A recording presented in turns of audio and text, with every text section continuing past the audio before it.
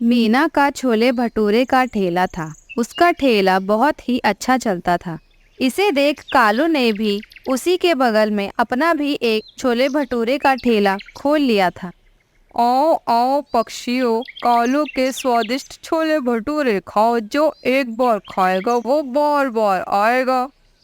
इतनी ही देर में गिल्लू कालू और मीना के ठेले के पास से गुजरता है और कालू के छोले भटूरे की खुशबू से वह उसके ठेले पर चला आता है। कालू यार, जरा मुझे भी तो खिलाओ अपने छोले भटूरे। देखे तो कितने स्वादिष्ट है तुम्हारे छोले भटूरे। ये लो गिल्लू, तुम्हारे छोले भटूरे। मीना कालू की बातें सुन रही होती है और फिर वह बोलती है, कालू भैया, अगर आपके छोले भटूरे इतने ही स्वादिष्ट हैं तो फिर आप पक्षियों को यूं आवाज़ लगाकर क्यों बुला रहे हो? मीना बहन, तुम कहना क्या चाहती हो? गिल्लू यार, तुम मीना की बात को छोड़ो। तुम एक बार मेरे ये छोले भटूरे खा कर तो देखो, तुम्हें ये सच में पसंद आएंगे। और मीना, तुम अपने ठेले पर ध्यान दो, बड़ी आई। अब गिल्लू कालू के छोले भटूरे खाने लगता है और वह छोले भटूरे उसे बहुत पसंद आते हैं। और फिर वह कालू से कहता है, वाह कालू वाह, तुम्हारे ये छोले भटूरे तो सच में स्वादिष्ट हैं। तो फिर तुम जंगल के बाकी पक्षियों को भी बता देना कि कालू ने अब से छोले भटूरे का नया बिजनेस चालू किया है। ठीक है कालू, ये लो तुम्हारे 50 रुपए। अब मैं जाता हूँ और मैं सबको बता दूंगा तुम्हारे ठेले के बारे में। अब जंगल के सारे पक्षी कालू के ठेले पर छोले भटूरे खाने को आते और मीना का ठेला अब धीरे धीरे बंद होने की हालत पर आ गया था। फिर मीना सोचने लगती है, अगर थोड़े दिन और ऐसा ही चलता रहा तो मैं कैसे अपना गुजारा करूँगी।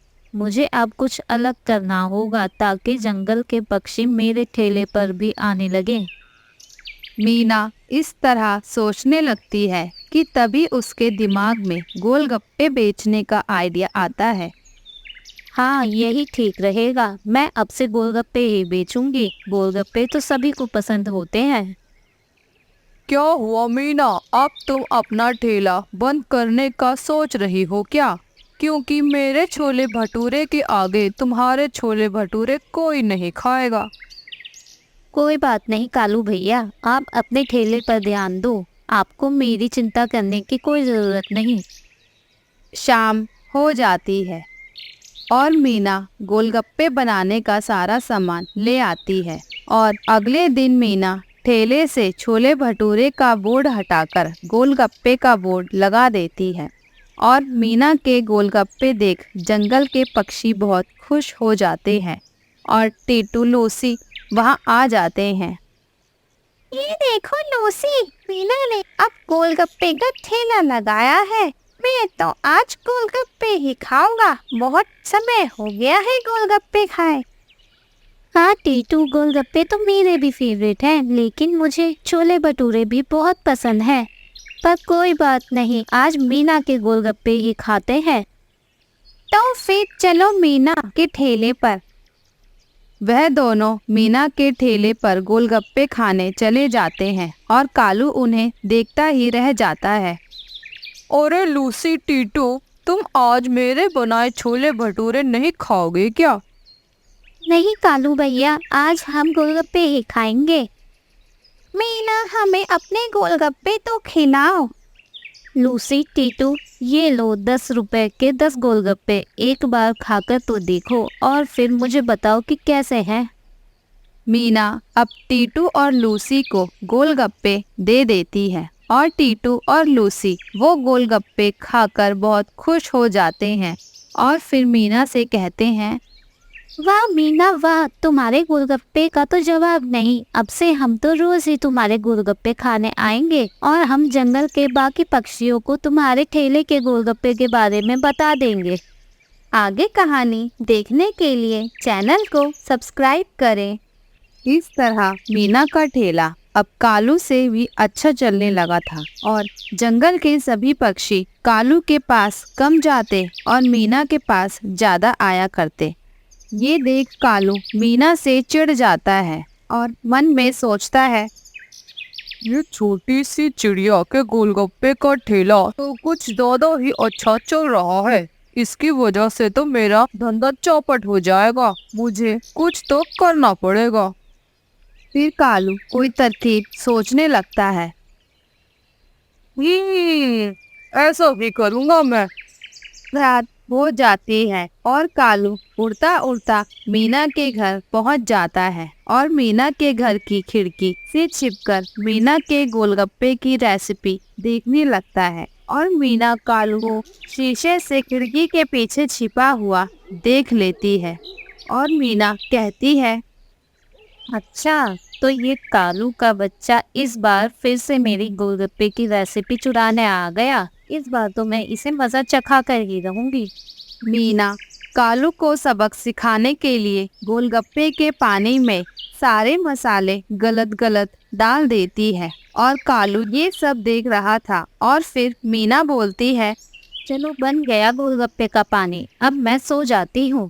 कालू फिर अपने घर चला जाता है और जाते ही मीना ने जैसे गोलगप्पे का पानी बनाया था वैसा ही पानी तैयार कर लेता है और सो जाता है।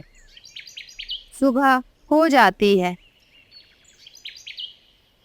मीना और कालू ने भी अपना अपना ठेला खोल लिया था। तभी गिल्लू कबूतर उसके ठेले पर आ जाता है और कहता है, अरे कालू यार, तुम्हारे छोले भटूरे तो बहुत अच्छे थे, तुमने वो क्यों बनाना बंद कर दिए? वो बस ऐसे ही। तुम ये सब छोड़ो, गोलगप्पे खाकर तो देखो। मीना से भी ज्यादा स्वादिष्ट है ये गोलगप्पे। अच्छा, ऐसी बात है तो मुझे भी खिलाओ। कालू गिल्लू को गोलगप्पे देने ही लगता है कि चील कालू के ठेले पर आ जाती है और फिर कालू बोलता है, गिल्लू भैया, आप बस थोड़ा सा इंतजार कीजिए, पहले चील दी को तो खिला दूं गोलगप्पे। ठीक है।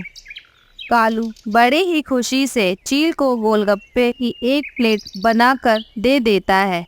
चील जैसे ही एक गोलगप्पा खाती है, मिर्ची के कारण चील की आंखों से आंसू और कान से धुआं निकलने लग जाता है। मीना भी ये सब देख रही थी। अरे चील दी, आप रो क्यों रही है? गिल्लू यार, चील दी ने पहले कभी गोलगप्पे खाए नहीं होंगे इतने स्वादिष्ट, इसीलिए। फिर चील उछलते हुए बोलती है, पानी पानी, मुझे पानी दो, कितनी मिर्ची है इसमें, पानी दो मुझे। फिर कालू उसे पानी देता है और पानी पीने के बाद चील बोलती है, ये मिर्ची वाले गोलगप्पे मुझे जानबूझकर खिलाए हैं ना तुमने, अब मैं तुम्हें नहीं छोड़ूंगी। फिर चील कालू की खूब पिटाई करती है। छोड़ दो मुझे चील दी, अब से मैं कभी ठेला नहीं खोलूंगा, छोड़ दो मुझे। अब सारे पक्षी मीना के ठेले पर खाने आते और अब मीना ने गोलगप्पे के साथ साथ छोले भटूरे का ठेला भी खोल लिया था। बहुत ठंड हो रही है लूसी, आज तो कल से भी ज्यादा ठंड है। हाँ पति जी, आज तो सच में बहुत ठंड है। चलो ना, बाहर चलो, आज तो धूप आ गई है। सभी पक्षी बाहर बैठे हैं धूप में, हम भी वही चलते हैं। शरीर पे धूप लगेगी तो ठंड भी जरा कम लगेगी। हाँ ठीक है, चलो बाहर चलते हैं, बाकी पक्षियों के साथ बैठते हैं धूप में। फिर वो दोनों पति पत्नी बाहर धूप में बाकी पक्षियों के साथ बैठ जाते हैं। क्यों कबूतर यार, इतनी देर से आए हो? हम तो कब से यहाँ बैठे धूप का मजा ले रहे हैं। क्या बताऊं कालू यार, ठंड इतनी लग रही है कि बिस्तर को छोड़ने का मन ही नहीं कर रहा था। लूसी लेकर आई है मुझे यहाँ। तो मैं क्या करती, आपको यहाँ ना लेकर आती तो? घर में तो आप ठंड से कांपे ही जा रहे थे। अच्छा किया लूसी बहन, जो आप दोनों यहाँ आ गए। आज पूरे 3 दिन बाद ऐसी मीठी धूप निकली है और आज 3 दिन बाद हम सब पक्षी एक दूसरे से मिले हैं, नहीं तो सारे दिन बस घर में रजाई में ही बैठे रहते हैं। हाँ, ठीक कह रही हो मीना तुम। आज सच में मजा ही आ गया आप सब पक्षियों से मिलकर, नहीं तो घर में बैठे बैठे बोर ही हो रहे थे। हाँ, आज मुझे भी अच्छा लग रहा है। पता नहीं अब हम कल मिलेंगे या नहीं। अगर कल धूप नहीं आई तो फिर से हम सबको अपने घरों में ही रहना पड़ेगा। इस तरह सब पक्षी एक दूसरे से बातें कर रहे होते हैं और बातें करते करते शाम हो जाती है। फिर सारे पक्षी अपने अपने घर चले जाते हैं। थोड़ी ही देर में हल्की हल्की बारिश और ठंडी हवाएं चलने लगती है। कुकू के पापा, ठंड तो पहले से भी ज़्यादा बढ़ गई है। ना जाने कब ये बारिश ख़त्म होगी और हम अपने दोस्तों से मिल पाएंगे। पूरे 5 दिन हो गए हैं सबसे मिले। हाँ मीना, मैं भी अब बोर हो रहा हूँ घर में बैठे बैठे। हमारे पास सब कुछ है, फल भी है और दाने भी हैं, फिर भी घर में मन नहीं लग रहा। दोस्तों की बहुत याद आ रही है। सच कह रहे हो आप कुकू के पापा, मेरा भी पक्षियों से बातें करने का बहुत मन कर रहा है। 2 दिन बीत जाते हैं। बारिशें रुक जाती है, पर धुंध थी कि हटने का नाम ही नहीं ले रही थी। थोड़ी देर में मीना के दरवाजे पर एक दस्तक होती है। मीना दरवाज़ा खोलती है। कौन है आप?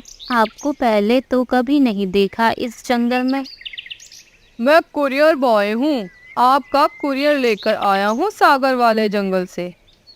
सागर वाले जंगल से? सागर वाले जंगल में तो मेरी माँ रहती है। हाँ, उन्होंने ही आपके लिए ये कुरियर भेजा है। मीना कुरियर बॉय को धन्यवाद बोलकर आगे कहानी देखने के लिए चैनल को सब्सक्राइब करें। कुरियर लेकर अंदर आ जाती है। कुक्कू जल्दी से कुरियर मीना से लेता है। जरूर मेरे नानों ने मेरे लिए कोई खिलौना या लॉलीपॉप भेजी होगी। आराम से कुक्कू बेटा, अंदर कोई चीज़ टूट भी सकती है। कुक्कू जल्दी जल्दी कुरियर खोलता है। कुरियर के अंदर का सामान देख मीना और चीकू हंसने लगते हैं। वाह कुकू बेटा, आपका खिलौना और लॉलीपॉप तो बहुत अच्छे हैं। नहीं पापा, इसमें कोई खिलौना या लॉलीपॉप नहीं, बल्कि गाजरें हैं। नानों ने तो गाजरें भेजी हैं। मैं नहीं बोलूँगा नानों से। गाजरें देखकर मीना तो बहुत खुश हो जाती है। क्या हुआ मीना, तुम गाजर देखकर इतनी खुश क्यों हो रही हो? मिल गया आइडिया कुक्कू के पापा, मिल गया आइडिया। कैसा आइडिया मीना? जंगल के पक्षियों से मिलने का आइडिया मिल गया। मैं समझा नहीं, तुम क्या कहना चाह रही हो? भला इस गाजरों से हम इस भरी ठंड में अपने दोस्तों से कैसे मिल पाएंगे? हम इन गाजरों से गाजरों का हलवा बनाएंगे और आग को जलाकर उसके सामने बैठकर गाजर का हलवा खाएंगे और ढेर सारी बातें करेंगे। ठीक है मीना, हम कल सारे पक्षियों को बुला लेंगे। फिर वो सब खुशी खुशी रात को सो जाते हैं। सुबह हो जाती है। चीकू जंगल के सभी पक्षियों को फ़ोन करके अपने घर हलवे की पार्टी पे बुला लेते हैं। मीना, मैंने सभी पक्षियों को फ़ोन करके बुला लिया है। गाजर का हलवा सुनकर सभी बहुत खुश हो गए। मुझे पता था, जैसे हम सबसे मिलने के लिए तरस रहे हैं, वैसे ही बाकी पक्षी भी तरस रहे होंगे। अच्छा बताओ मीना, मैं क्या काम करूं? आप काम करेंगे? हाँ मीना, तो क्या इतने सारे हलवा तुम अकेले ही बनाओगी? अच्छा ठीक है, तो आप एक काम करें, इन सारी गाजरों को घिस ले, बाकी काम मैं कर लूँगी। चीकू गाजर घिस देता है। फिर मीना हलवा बनाने लगती है। शाम होने से पहले ही सारे पक्षी चिड़ियों के घर आ जाते हैं। माफ करना चिड़िया बहन, हम सब पहले ही आ गए। आपके हलवे की खुशबू ने तो पूरे जंगल को महका रखा है, तो हमसे तो रहा ही नहीं गया, इसलिए हम जल्दी ही आ गए। कोई बात नहीं तोते भैया, अच्छा ही हुआ जो आप सब जल्दी ही आ गए। हम भी आप सबसे मिलने के लिए बहुत बेचैन हो रहे थे। रात हो जाती है। सारे पक्षी मज़े मज़े से मीना का बनाया हुआ गरम गरम गाजर का हलवा खाते हैं और आग के सामने बैठते हैं और पूरी रात वो सारे दोस्त मिलकर बातें करते हैं। देखने के लिए चैनल को लाइक, शेयर एंड सब्सक्राइब करना ना भूलें।